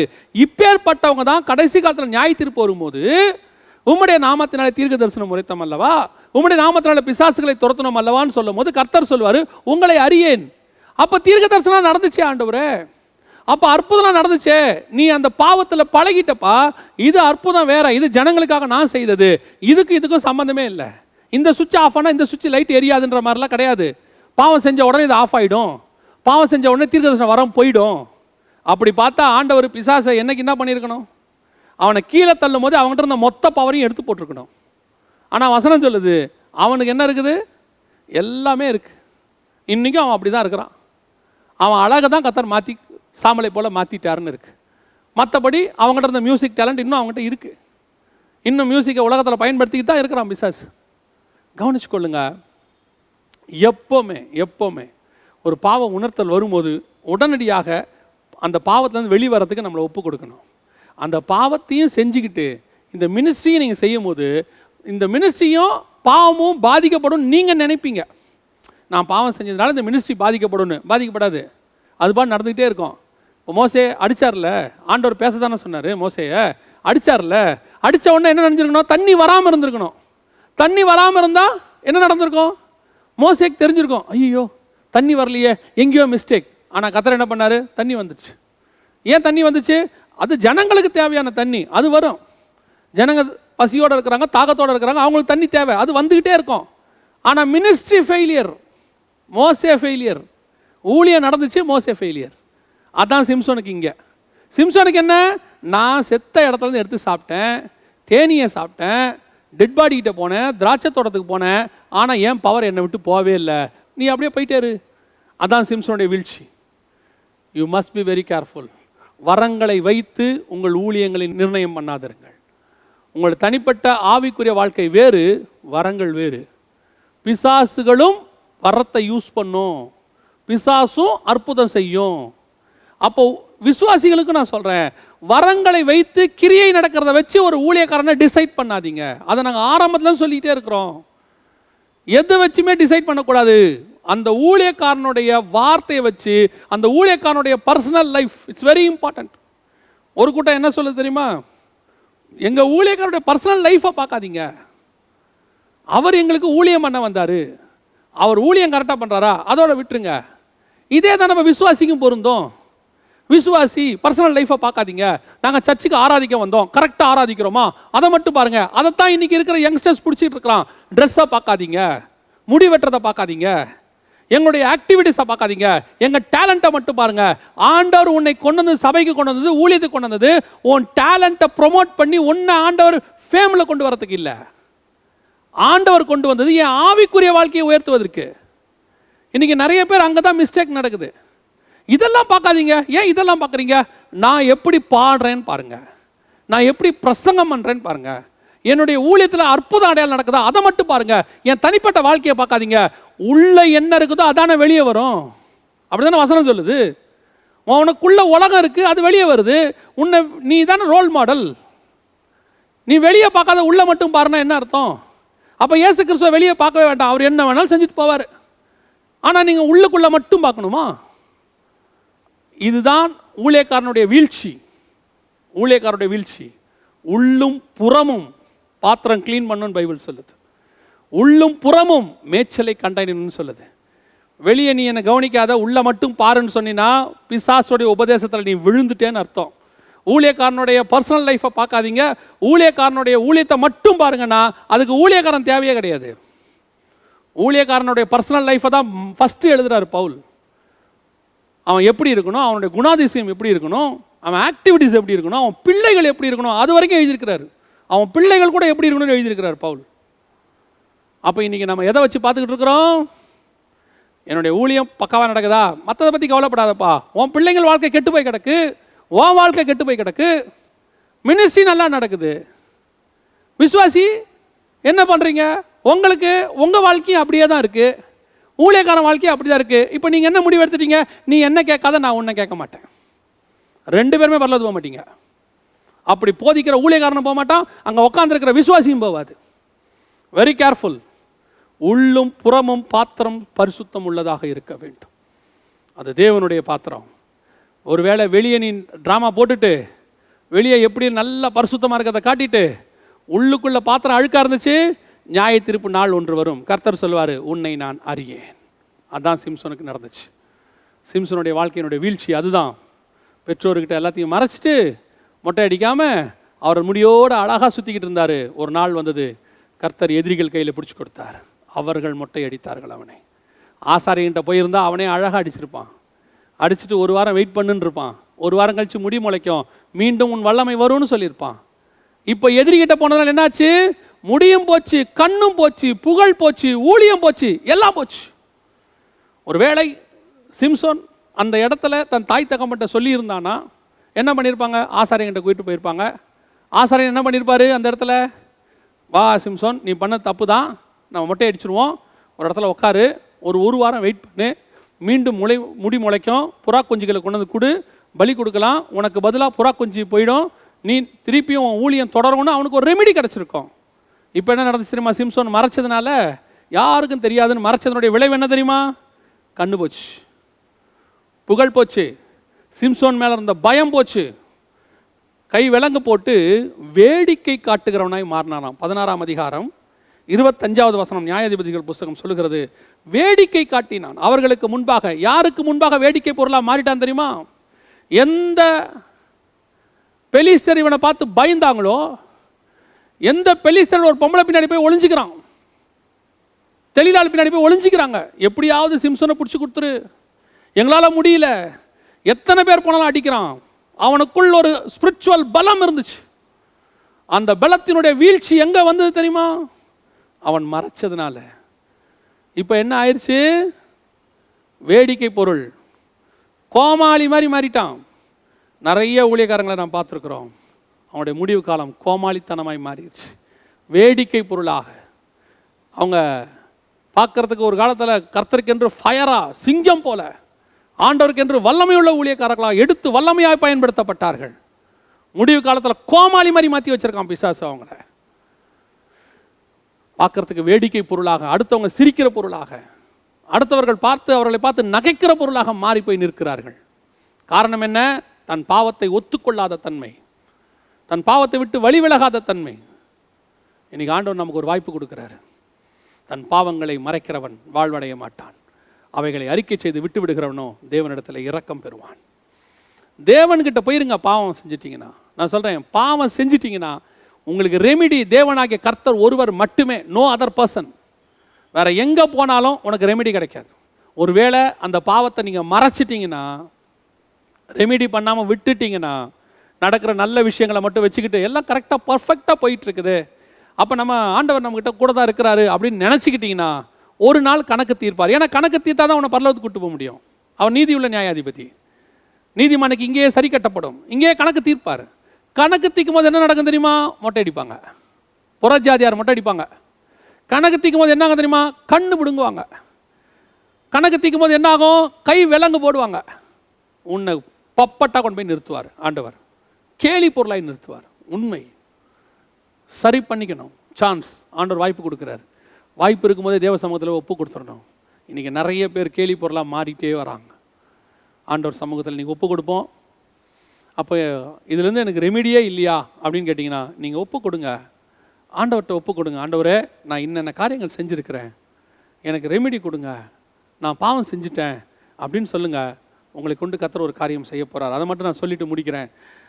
நியாயாதிபதிகளின் புஸ்தகம் 16ஆம் அதிகாரம் 30வது வசனம், என் ஜீவன் பெலிஸ்தரோடு கூட மடிய கடவது என்று சொல்லி பலமாய் சாய்க்க அந்த வீடு அதில் இருந்த பிரபுக்களின் மேலும் எல்லா ஜனங்கள் மேலும் விழுந்தது. இவ்விதமாய் அவன் உயிரோடு இருக்கையில் அவனால் கொல்லப்பட்டவர்களை பார்க்கிலும் அவன் சாகும்போது அவனால் கொல்லப்பட்டவர்கள் அதிகமாக இருந்தார்கள். கவனிச்சு கொள்ளுங்க. சிம்சோன் மீண்டும் முடிமுளைத்தது. சிம்சோனுக்கு மீண்டும் வல்லமை வர தொடங்கியது. மீண்டும் ஆவியானவர் அவனை கையில் எடுக்க ஆரம்பித்தார். எப்போ? அவன் ஒப்பு கொடுத்து ஜெபம் பண்ணான். இந்த ஒப்பு கொடுத்து ஜெபம் பண்றத அவன் தாய் தகப்பன் மார்கிட்ட சொல்லி அன்னைக்கே பண்ணியிருந்தா இவ்வளோ லாஸ் இல்லை அவனுக்கு. ஆனாலும் கூட இவ்வளோ லாஸுக்கு பிறகு அவன் ஒப்பு கொடுக்குற ஆண்டவர்கிட்ட. ஆண்டவரே எனக்கு இன்னும் ஒரு சான்ஸ் கொடுங்கப்பா. அவன் கேட்குறான், ஆண்டவரே எனக்கு இன்னும் ஒரு விசை, எனக்கு ஒரு விசை மாத்திரம். அந்த 28வது வசனத்தில் அவன் சொல்கிறான் பாருங்களேன், இந்த ஒரு விசை மாத்திரம் என்னை நினைத்தருளும் தேவனே, ஒன்லி ஒன் சான்ஸ் கொடுங்கப்பா. இன்னைக்கு அந்த சான்ஸை கேட்டு பாருங்களேன். ஒரே ஒருத்தர் ஆண்டவர்கிட்ட கேட்டு பாருங்க, நீங்கள் இதுக்கு முன்னாடி செஞ்சது என்ன பாவமான இருக்கட்டும், மறைக்காதீங்க, ஆண்டவர்கிட்ட ஒப்பு கொடுங்க. அது உன் தாய் தகப்பன்ட்ட போய் சொல்லுங்க, ஒப்புரவாகுங்க. இன்னைக்கு ஆண்டவர் சமூகத்தில் ஒப்பு கொடுத்து கேளுங்க, ஆண்டவர் எனக்கு ஒரு சான்ஸ் கொடுங்கப்பா. ஆண்டவர் எப்படி உன்னை பயன்படுத்துவார் தெரியுமா? உன் முன்னிலைமையை பார்க்கலாம் இந்த பின்னிலைமை 2 மடங்கு கர்த்தர் எடுத்து உன்னை வல்லமையாக பயன்படுத்துவார். சிம்சோனுடைய வீழ்ச்சி இருக்க, அது தற்காலிகம். சிம்சோனுக்கு ஆண்டவர் 2வது சான்ஸ் கொடுத்தாரு, அதுதான் நிரந்தரம். நிறைய பேர் நம்ம என்ன நினைக்கிறோன்னா, ஆண்டவர்கிட்ட போய் மன்னிப்பு கேட்கறதுக்கு ஆண்டவர் மன்னிச்சுருவாரோ. அந்த ஏற்கனவே ஆண்டவர் நமக்கு இவ்வளோ வாய்ப்பு கொடுத்து ரட்சிப்புக்குள்ளே வந்து ஆண்டவர் நம்ம ஏற்றுக்கொண்டு பரிசுத்தாவியை பெற்று ஞானஸ்தானம் எடுத்து இத்தனை வருஷம் கழித்து நான் பாவம் செஞ்சுட்டேனே, ஆண்டவர் மன்னிப்பாரா? மன்னிப்பார், மன்னிப்பார், கண்டிப்பாக மன்னிப்பார். உன் ஆத்மா, இந்த ஜீவன் உன்னை விட்டு போகிறதுக்கு முந்தின நிமிஷம் வரைக்கும் கர்த்தர் மன்னிக்க வல்லமையுள்ளவராக இருக்கிறார். நீ எந்த நிலைமையில என்ன பாவம் செஞ்சு நீ என்ன ஸ்தானத்தில் இருந்து, நான் சொல்றேன் ஊழியக்காரன் ஸ்தானத்தில் இருந்தால் கூட சரி, இன்னைக்கு ஆண்டவர் நம்முடைய பாவங்களை மன்னிப்பதற்கு வல்லமையுள்ளவராக இருக்கிறார். இந்த பைபிள் ஃபுல்லாங்க 2வது சான்ஸில் வந்தவங்க தான் அதிகம். ஆபிரகாம் 2வது அழைப்பில் வந்தவர் தான். தாவீது முதல் தடவை ராஜ்யபாரத்தை இழந்து 2வது தடவை வந்தவர் தான். சிம்சோன் 2வது தடவை வந்தவர் தான். பேதுரு 2வது அழைப்பை பெற்றுக்கொண்டவர் தான். முதல் அழைப்பை விட்டுட்டு போனவர் தான் அவர், மீன் பிடிக்க போறேன்னு திருப்பி வந்தவர் தான் அவர். இன்னைக்கு எத்தனையோ பேர் பைபிள் எடுத்துக்கொள்ளுங்க, செகண்ட் சான்ஸ். ஆண்டவர் இன்னைக்கு நமக்கு செகண்ட் சான்ஸ் கொடுக்க விரும்புகிறார். நம்ம ஆண்டவருக்கும் நமக்கும் அது ஒன்று தாங்க வித்தியாசம். கிறிஸ்தவம் என்பதே விழுந்து போனவர்களை தூக்கிறதுக்கு வந்தது தான். கிறிஸ்தவம் என்பதே பாவத்தில் விழுந்தவங்களை மீண்டும் மேலே கொண்டு வருவதுக்கு தான் கர்த்தர் கொண்டு வந்தார். ஆனால் இன்னைக்கு கிறிஸ்தவத்தினுடைய நோக்கம் என்னவா இருக்குதுன்னா, ஒரு பாவியை அப்படியே போட்டு அமுக்கிறது, அப்படியே அவன் எழுந்திருக்க விடாமல் பண்ணுறது, அவன் அத்தோட காணாமல் போயிடணும்னு நினைக்கிறது. ஆனால் கர்த்தர் சொல்கிறாரு, இல்லை நான் உன்னை தூக்க தான் விரும்புகிறேன். கிறிஸ்தவத்தினுடைய வேலையே தூக்குவது தான். இப்போ என்ன ஆண்டவர் தூக்க விரும்புகிறாரு? ஆண்டவர் உனக்கு செகண்ட் சான்ஸ் கொடுக்க விரும்புகிறார். இல்லைங்க 2வது சான்ஸ் முடிஞ்சு 3வது சான்ஸ் கொடுக்க விரும்புகிறார். எப்படி அவ்வளோ தைரியமாக சொல்கிறீங்க? 7-70 தடவை அவர் பேதுருக்கிட்ட மன்னின்னு சொன்னார்னா, அந்த 7-70 தடவை அவரும் மன்னிக்க வல்லமையுள்ளவராக இருக்கிறார். தேவன் 2 தடவையோட இந்த உலகத்தை நான் மன்னிக்க மாட்டேன் நிறுத்தி இருந்தார்னா இந்த பூமி இன்னைக்கு இருக்காது. 2 தடவையோட நான் ஒருத்தருடைய பாவத்தை அதுக்கு மேலே மன்னிக்க மாட்டேன்னு கர்த்தர் சொல்லியிருந்தா ஒரு மனுஷன் கூட இன்னைக்கு உயிரோடு இருந்திருக்க முடியாது. ஆண்டவர் 7-70 தடவை மன்னிக்க விரும்புகிறார். இன்னைக்கு ஆண்டவர் மீண்டும் உன்னை வல்லமாய் எடுத்து பயன்படுத்த விரும்புகிறார். நீ முன்னாடி செஞ்ச மினிஸ்ட்ரியை விட பின்னாடி செஞ்ச மினிஸ்ட்ரி இன்னும் 2 மடங்கு இருக்கும். அதான் வசனம் சொல்லுது, அவன் உயிரோடு இருந்து பெலிஸ்தர்களை கொண்டதை பார்க்கிலும் அதிகமானவர்களை அவன் சாகிற அன்னைக்கு அந்த ஒரு நாளில் செஞ்சிருக்கிறான். அப்படின்னா என்ன அர்த்தம்? பெலிஸ்தர்களுக்கு அவன் வேடிக்கை பொருள், ஆனால் தேவனுக்கு அவன் மீண்டும் கர்த்தருடைய கருவி. மீண்டும் கர்த்தருடைய கருவி. அவன் எந்த வேடிக்கை பொருளாக உன்னை மாற்றினார்களோ, எந்த இடத்துல நீ தலை குனிந்து நின்றாயோ, எவர்களுக்கு முன்பாக நீ உருப்பட மாட்டேன்னு சொன்னாங்களோ, உன் மினிஸ்ட்ரி முடிஞ்சிருச்சுன்னு சொன்னாங்களோ, இத்தோடு நீ காணாம போயிட்டேன்னு சொன்னாங்களோ, அதே இடத்துல முன்னிலைமையை பார்க்கலாம் பின்னிலைமையில வல்லமையாய் எடுத்து நிறுத்துவதற்கு கர்த்தர் வல்லமையுள்ள தேவனாகவே இருக்கிறார். விழுந்து போனவனை மண்ணோட மண்ணா போகணும்னு ஒரு நாளும் கர்த்தர் சொன்னதில்லை. அவனை மீண்டும் எழுப்பி நிற்க வைக்கணும் தான் கர்த்தர் விரும்புகிறார். நீ எப்பேற்பட்ட பாவியா இருந்தாலும் நீ பாவத்தை ஒப்புக்கொடு, ஆண்டவர் திருப்பி எடுப்பார், உன் ஊழியத்தை கட்டுவார். விழுந்து போன தாவீதின் கூடாரத்தை மீண்டும் எழுப்ப தேவன் வல்லமையுள்ளவராக இருப்பாரானால் உன்னுடைய கூடாரத்தையும் கர்த்தர் எழுப்புவதற்கு வல்லமையுள்ள தேவனாக இருக்கிறார். ஆண்டவர் அதான் விரும்புகிறார். நம்ம கூடாரத்தை ஆண்டவர் எழுப்ப போறார். உன் விழுந்து போன கூடாரங்களை திருப்பி சரி கட்டுங்க. மீண்டும் அந்த கூடாரத்தை கர்த்தர் எழுப்புறதுக்கு விரும்புகிறார். அது ஊழியத்தின் பாதையாக இருக்கட்டும், ஆவிக்குரிய வாழ்க்கையாக இருக்கட்டும், உன் தனிப்பட்ட வாழ்க்கையாக இருக்கட்டும், ஸ்பிரிச்சுவல் லைஃபாக இருக்கட்டும், இல்லை ஒரு குடும்ப வாழ்க்கையாக இருக்கட்டும், வாட் எவர் இட் இஸ், மீண்டும் கர்த்தர் விரும்புகிறார். அதுக்கு கர்த்தர் எதிர்பார்க்கறது ஒன்னே ஒன்று, ஆண்டவரே இந்த ஒரு விசை மாத்திரம் என்னை மன்னித்தரலாம், இந்த ஒரு விசை மாத்திரம் என்னை எழுப்பி காட்டும். எனக்கு பெரிய ஆச்சரியம் என்ன தெரியுங்களா, எத்தனையோ பரிசுத்தவான்கள் இதில் இருந்து விழுந்து போயிட்டாங்க, தேவன்கிட்ட வரல. முதல் ராஜா இஸ்ரவேலுக்கு, அவன் பேர் எபிரேயர்கள் நிருபம் 11ஆம் அதிகாரத்தில் விசுவாச வீரர்கள் பட்டியல் இருக்கு. அந்த எபிரேயர் 11ஆம் அதிகாரம் விசுவாச வீரர்கள் பட்டியலை நீங்கள் வாசிச்சு பாருங்க. 32வது வசனத்தில் நீங்கள் வாசிக்கும் போது, பின்னு நான் என்ன சொல்லுவேன், கிதியோன், பாராக், சிம்சோன், யெப்தா, தாவீது, சாமுவேல் என்பவர்களையும் தீர்க்கதரிசிகளையும் குறைத்து நான் விவரம் சொல்ல வேண்டுமானால் காலம் போகாது. யாரு? ஆபேல் முதல் கொண்டு தீர்க்கதரிசிகள் வரிகள் உள்ள பட்டியல்ல சிம்சோனுடைய பேரும் வந்துருச்சு. விசுவாச வீரர்கள் பட்டியலில் சிம்சோன் பேர். யாரு? மீண்டும் அந்த தேவனுடைய ராஜ்யத்துக்கு காத்திருக்கிறவங்களுடைய லிஸ்ட்டில் சிம்சோன் வந்துட்டான் பாருங்க உள்ள. இதில் நான் சொல்கிறது ஒருவேளை தெரியாது, ஆனால் இங்கே சாலமோன் பேர் இல்லை. இங்கே கொடுக்கப்பட்டவங்க பேரில் சாலமோன் பேர் இல்லை. அவ்வளோ பெரிய ஞானி, தேவாலயம் கட்டினவன், கடைசி வரைக்கும் அவன் மனம் திரும்பலை, ஆண்டவர்கிட்ட மன்னிப்பு கேட்கவே இல்லை. அந்த ராஜாக்கள் புஸ்தகத்தை வாசிச்சிங்கன்னா அவன் மன்னிப்பு கேட்டான்னு இல்லை. தாவீது மன்னிப்பு கேட்டான்னு இருக்கு, சிம்சோன் மன்னிப்பு கேட்டான்னு இருக்கு. 2 பேரும் இங்கே இருக்காங்க, விசுவாச வீரர்கள் பட்டியலில் இருக்காங்க. சாலமோன் இல்லை. அதைத்தான் நான் சொல்ல வரேன். நீ மாத்திரம் இன்னைக்கு ஆண்டவர் சமூகத்தில் இந்த காரியங்களெல்லாம் ஒதுக்கிட்டு, நான் வாலிபர்களுக்கு சொல்கிறது அதுதான், ரொம்ப முக்கியமானது சொல்கிறது அதுதான். கர்த்தருக்கு பிரியமில்லாத இடத்துக்கு போய் நிற்காதீங்க. கர்த்தர் அனுமதிக்காத இடத்துல போய் திருளுக்கு நிற்கிறது. நான் கொன்று போட்டதான் அந்த சிங்கக்குட்டியை நான் பார்க்கும்படி வழி விலகி போவேன். அந்த இடத்துல நான் போய் பார்க்குறேன், அதெல்லாம் அந்த ஃப்ரெண்ட்ஸ் எல்லாம் பழைய ஃப்ரெண்ட்ஸ் அங்கே தான் இருப்பானுங்க, ரவுடி பசங்க தான், அவங்களாம் உட்காந்து குடிக்கிறவங்க தான். நான் போய் சும்மா அவங்கள பார்த்துட்டு வரேன். ஏன் அதெல்லாம் எந்த யாரும் அசைக்க முடியாது, முந்தி மாதிரிலாம் இல்லை, இப்போ எதுவும் அசைக்காது. உன் செத்த சிங்கம் அங்கே ஒன்று இருக்கு, அங்கே ஒரு வீழ்ச்சி இருக்கும். நீ நினைப்ப உன் ஃப்ரெண்ட்ஸால் வீழ்ச்சி இருக்கும்னு, இல்லை, வேறு வீழ்ச்சியை பிசாசு அங்கே வச்சுருப்பான். உன்னை அறியாமலேயே வீழ்ச்சி உனக்கு அங்கே தொடங்கும். உனக்கு அங்கே வீழ்ச்சி இருக்குன்னு தெரியுதா, அந்த இடத்த விட்டு ஓடி போயிருங்க. திராட்சை தோட்ட பக்கமே போயிடாதீங்க.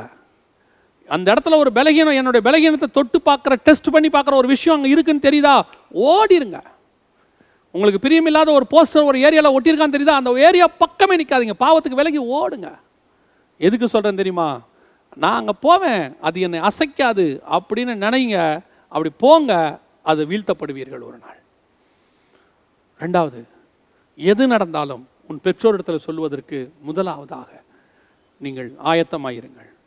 வெளியே எது நடந்தாலும் சரி, அது ஆவிக்குரிய பிரச்சனையோ, சரீர பிரச்சனையோ, உலக பிரச்சனையோ, எது நடந்தாலும் அப்பா அம்மா கிட்ட போய் சொல்கிற வேலைக்கு பாருங்கள். உன் ஆவிக்குரிய பெற்றோர், 2வது உன் ஆவிக்குரிய பெற்றோர்கிட்ட சொல்லுங்கள். ஸ்பிரிச்சுவலி ப்ராப்ளம் வந்தா எதுக்கு சொல்கிறேன்னு தெரியுமா? அவங்க தான் உங்களுக்கு எல்லா காலத்திலும் உதவக்கூடியவர்கள். அதுக்கு தான் பெற்றோரையே கர்த்தர் கொடுத்துருக்கிறார், அது எதுக்கும் ஆண்டவர் கொடுக்கல.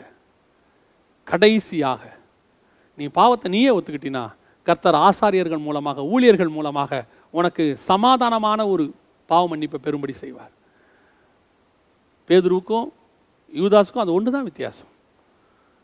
பேதுரு மனக்கசந்து அழுதாரு, யூதாஸும் போய் சொன்னார் குற்றமில்லாத ரத்தத்தை காட்டி கொடுத்தேனேன்னு. ஆனால் பேதுரு எங்கே போனார்? இயேசுக்கிட்ட போனார். யூதாஸ் எங்கே போனார்? நியாயப்பிரமாணம் எவன் காட்டி கொடுத்தானோ அவங்ககிட்டே போயிட்டார். எவன் சிலுவையில் ஒப்போட்டு அவங்ககிட்டே போயிட்டார். இன்றைக்கி நிறைய பேர் அப்படி தான் இருக்கிறோம். நாமே நம்மளுடைய இதை ரெக்டிஃபை பண்ண பார்க்கறது முடியாது. நீங்கள் தேவனிடத்தில் போங்க, அவர் உங்களுக்கு ரெக்டிஃபை பண்ணுவார். மீண்டும் நீ விழுந்த நிலைமையிலிருந்து கர்த்தர் உன்னை தூக்கி நிறுத்துவார். மீண்டும் உன்னை வல்லமையாய் பயன்படுத்துவார். கர்த்தருடைய கருவியாய் மாற்றுவார். இந்த பைபிளில் இருக்கிற அத்தனை பேரும் ஏறக்குறைய மேக்சிமம் மக்கள் 2வது சான்ஸில் மேலே வந்தவங்க தான். அந்த சான்ஸை கர்த்தர் நமக்கும் தர வல்லமை உள்ளவராக இருக்கிறார். நம்ம ஜெபிக்க போகிறோம் தேவ சமூகத்தில், ஆண்டவரை நோக்கி பார்க்க போகிறோம். நம்ம இருக்கிற எல்லாருமே கண்களை மூடி ஆண்டவர்கிட்ட, நாம் அத்தனை பேருமே ஏதோ ஒரு இடத்துல இந்த சிம்சோனை போல தான் கடந்து வருகிறோம். ஏதோ ஒரு இடத்துல நம்ம அந்த சிம்சோனுடைய சூழ்நிலைக்குள்ளே வரோம். நம்மளை அறியாமலையோ தெரிஞ்சோ தெரியாமலையோ கர்த்தர் அருவருக்கிற இடத்துல, கர்த்தர் நமக்கு விலக்கி வச்சிருக்கிற இடத்துல, திராட்சை தோட்டத்தில் போய் நிற்கிறோம். இன்றைக்கி தீர்மானம் விடுங்க, ஆண்டவரே உமக்கு பிரியமில்லாத இடத்துக்கு நான் போகவே மாட்டேன் ஆண்டவரே, உமக்கு பிரியமில்லாத காரியங்கள் நான் செய்யவே மாட்டேன் ஆண்டவரே. அடுத்தபடியாக செத்த சிங்கத்துக்கிட்ட இருக்கிற தேனை சாப்பிட்றது, செத்த மாம்சத்துக்கான காரியங்கள் இருக்கக்கூடிய நல்ல விஷயங்கள் நினச்சி கர்த்தருக்கு அருவருக்கிற காரியங்களை, உபதேசங்களை புசிக்கிறது. 3வது பெற்றோர் இடத்துல மறைத்தல். ஆவிக்குரிய பெற்றோர், உலக பிரகாரமான பெற்றோர்கிட்ட எதையுமே மறைக்காதீங்க. அவங்க தான் உங்களை பாதுகாக்கிறவங்க. உலக பிரகாரமாக கர்த்தர் கொடுத்துருக்கிற பாதுகாப்பு அவங்க தான். 4வது, ஆண்டவரே நான் எனக்கு ஒரு பாவ மன்னிப்பு கொடுங்கப்பா, ஒப்பு கொடு. நீ கொடுக்கும்போது ஆண்டவர் உன்னை மீண்டும் வல்லமையாக எடுத்து பயன்படுத்துவார். சர்வ வல்லமையுள்ள எங்கள் ஆண்டவரே, சிம்சோனுக்கு கிடைச்ச அந்த ஒரு பிளஸ்ஸிங், ஒரு ஆசீர்வாதம் எங்களுக்கும் கிடைக்கட்டும்ப்பா. விழுந்து போன நாங்கள் எல்லாரும் எழுந்து நிற்க விரும்புகிறோம் தகப்பனே. ஆண்டவரே எங்களை கரம் பிடிச்சு தூக்கி நிறுத்துங்கப்பா. இன்னும் ஒரு விசை எங்களுக்கு இறங்கும் ஆண்டவரே. சிம்சோன் கேட்டது போல நாங்கள் கேட்குறோம், இன்னும் ஒரு விசை எங்களுக்கு இறங்கப்பா. உடைய மகிமையுள்ள காலத்தில் எங்களை தாழ்த்துகிறோம். இதை கேட்குற ஒவ்வொருத்தரையும் எடுத்து வல்லமையாய் கர்த்தர் பயன்படுத்துவீராக. நாங்கள் முடிவிலே விசுவாச வீரர்கள் பட்டியலில் ஜீவ புஸ்தகத்தில் எங்கள் பெயர் வர கர்த்தர் கிருபை பாராட்டுவீராக. நாங்கள் வேடிக்கை பொருளாக இருந்தது போதும், எங்களை ஒரு சிலர் வேடிக்கை பொருளாக இருந்திருக்கிறாங்க ஆண்டவரே. அநேகர் பரியாசம் பண்ணுறதுக்கு காரணமாக இருந்திருக்கிறாங்க. வீழ்ச்சிக்கு காரணம் எதுவானா இருக்கட்டும், ஆனால் தூக்குவது நீராக இருக்கட்டும். ஆண்டவரே, உடைய மகிமையுள்ள கரத்தில் எங்களை தாழ்த்துகிறோம். எங்கள் ஆண்டவர் இயேசுவின் நாமத்தில் பிதாவே, ஆமென்.